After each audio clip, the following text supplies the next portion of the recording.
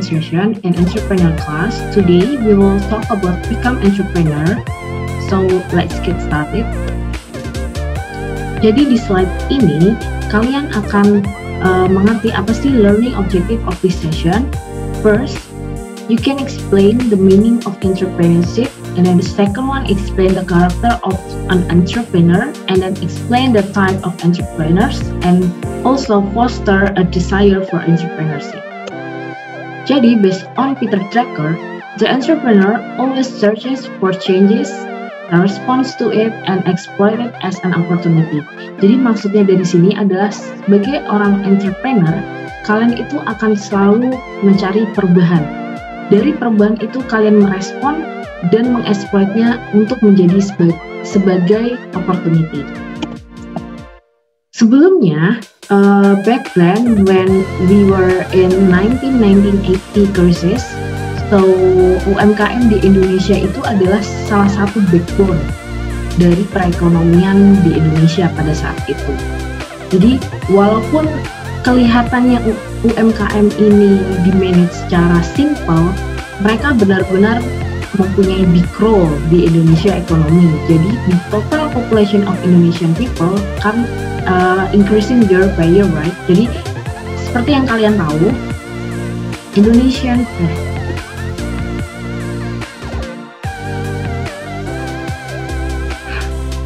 apa sih dulu?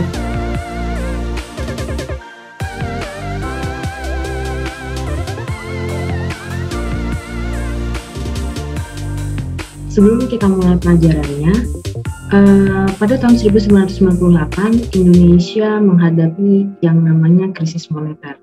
Dan for your information, UMKM itu menjadi salah satu bagian terpenting dari kekuatan bangsa Indonesia menghadapi the 1998 crisis itself.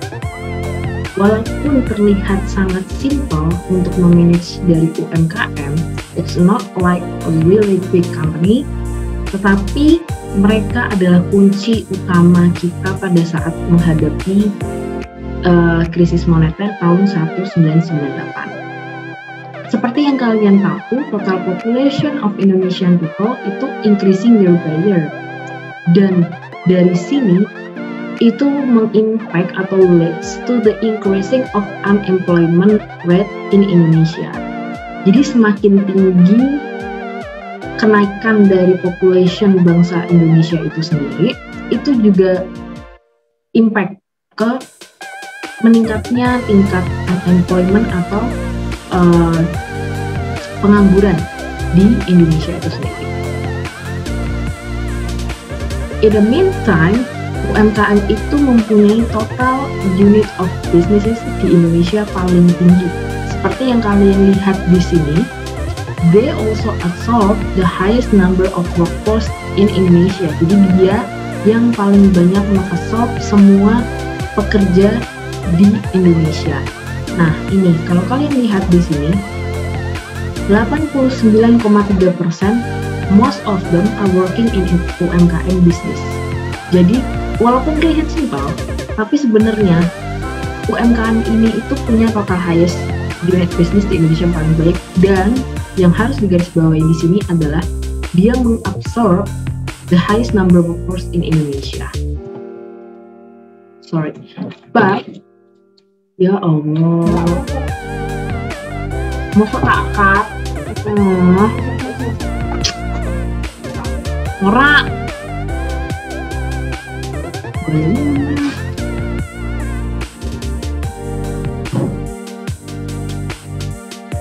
Oke guys, kita ulangi lagi. Sebelum kita mulai pelajaran kita hari ini, saya mau sedikit cerita tentang UMKM. Jadi UMKM di Indonesia itu adalah salah satu backbone bangsa Indonesia pada saat bangsa Indonesia menghadapi krisis di tahun 1998. Nah, walaupun mereka terlihatnya untuk memanage UMKM itu simple, nggak kayak bisnis big business, big company kayak multinasional atau apa, tapi mereka itu punya big role di Indonesian economy. Seperti yang kita tahu, kalau total population Indonesian people itu kan naik year by year. and also ini mengimpact ke tingkat kenaikan rate dari si pengangguran. Jadi this leads to increasing the unemployment rate in Indonesia. Jadi semakin tinggi tingkat kenaikan populasi di Indonesia, semakin tinggi pula kenaikan tingkat pengangguran di Indonesia. But in the meantime, as you guys know here in this slide, that 89,3% dari bisnis di UMKM di Indonesia itu mereka paling banyak mengabsorb pekerja-pekerja di Indonesia. Ini kenapa? Karena UMKM itu mempunyai the highest total unit of businesses di Indonesia. Jadi kita tuh punya banyak banget sebenarnya UMKM di Indonesia, dan itu menyerap banyak sekali pekerja tenaga kerja di Indonesia. Tapi the productivity untuk UMKM itu sendiri under 11.57 millions, different with other business productivity. Beda dengan usaha besar atau usaha menengah atau usaha kecil yang produktivitas dari tenaga kerjanya itu sendiri paling rendah. So this leads to a big question here for all of us to think that how we can increase the productivity rate in UMKM.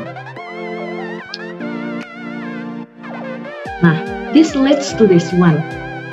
Being an entrepreneur is not only working as it is atau ala kadarnya, but you need a courage, perseverance, thus the business is growing time after time. Not forget to mention that you are always different with uncertainties and doing it with a real effort, not a speculative effort. So maksudnya dari slide di sini adalah kalian kalau misalnya jadi entrepreneur, it's not only about kalian kerjanya ala kadarnya, tapi kalian tuh dituntut supaya kalian itu stabil, perseverance, and then courage, keberaniannya kalian supaya bisnis kalian tuh growing. Dan kalian sangat berteman dengan yang namanya uncertainties atau ketidakpastian. Dan di sini kalian butuh real effort, it's not a speculative effort. Nah, maksudnya apa Bu speculative effort itu? So this is the difference between a real effort and a speculative effort.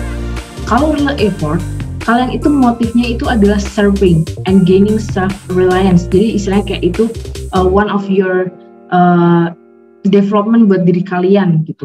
Kalian juga harus mengerjakan dengan sincerity, ketulusan, dengan hard work, innovation, not a shortcut, a quick way to get rich. Dan kalian juga build it gradually. Keeping a good name, building a reputation, not just a passive income but real. Dan di sini yang paling penting adalah education, friendship, sama spirituality itu adalah very important di sini, karena di bisnis itu kalian tidak bisa bergerak sendiri, kalian harus bisa menyokong dengan satu sama yang lain gitu. Nah itu nanti ada kita bahas tentang namanya ekosistem bisnis gitu. Nah tapi bedanya apa sih Bu sama speculative effort? Speculative effort itu tends to be putting forward instant ways, jadi istilahnya kayak quick way to get rich gitu. Education and spiritual life di sini juga are not considered important gitu, karena mereka istilahnya menghalalkan segala cara di sini. So this is one of example of speculative effort. Kayak kalau misalnya kalian lihat di internet, kalian sering banget kan nemuin kayak gini. So this is not the way you get rich guys. Well, yes it is, but maybe it's only cuman pada saat itu saja. Tapi kalau kalian entrepreneur, you build the business gradually, to grow gradually gitu. So keep it in your mind, kalau kalian jadi entrepreneur, grow, kalian harus berpikir grow, bertumbuh gitu. Remember, of our purposes in life, it's not to get rich but growth. Well, saya sudah pernah juga mengalami di masa seperti ini. Maksudnya dulu saya berpikirnya kayak okay, I want to be rich. Dan saya istilahnya masuk ke perusahaan internasional, saya masuk ke perusahaan multinasional gitu. But then I realized that our purpose in life is not being rich but growth, tapi bertumbuh gitu. saya di sana oke, saya dapat uang banyak, tapi saya tidak bisa bertumbuh, diri saya akan stagnan di situ. So, in order to grow, you must be trusting and then willing, capable, and nurtured. Rich is the result, not a purpose. Rich with dignity, not just being rich, but being rich through the process of self-reliance, itu yang namanya entrepreneurship. Jadi istilahnya, mungkin nanti pada saat kalian sudah mulai terjun di real world, maybe you will know, dan kalian akan lebih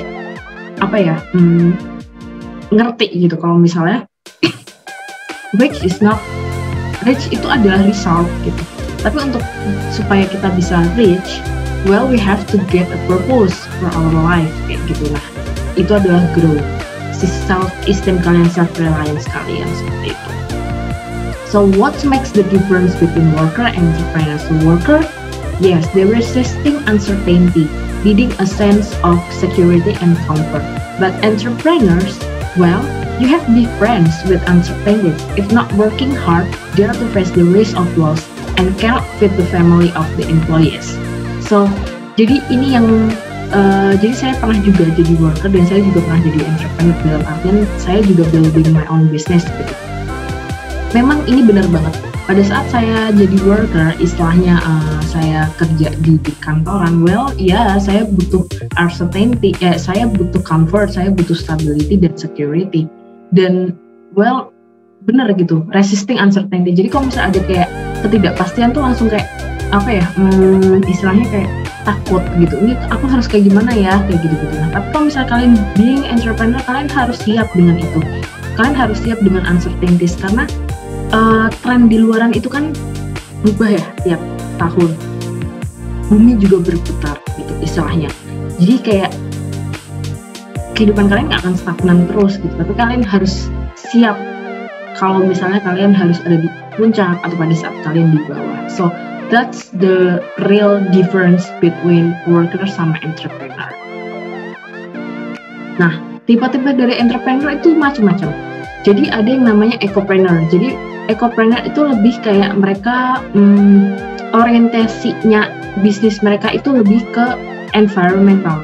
Jadi istilahnya mereka berbisnis tapi juga berorientasi pada istilahnya apa sih yang terjadi pada sekitar kita, apalagi environmentnya kita, lingkungannya kita. Contohnya misal kalian bikin sedotan dari stainless steel kayak gitu yang sekarang udah nggak sedotan plastik lagi kayak gini karena it's not good for environment gitu kan.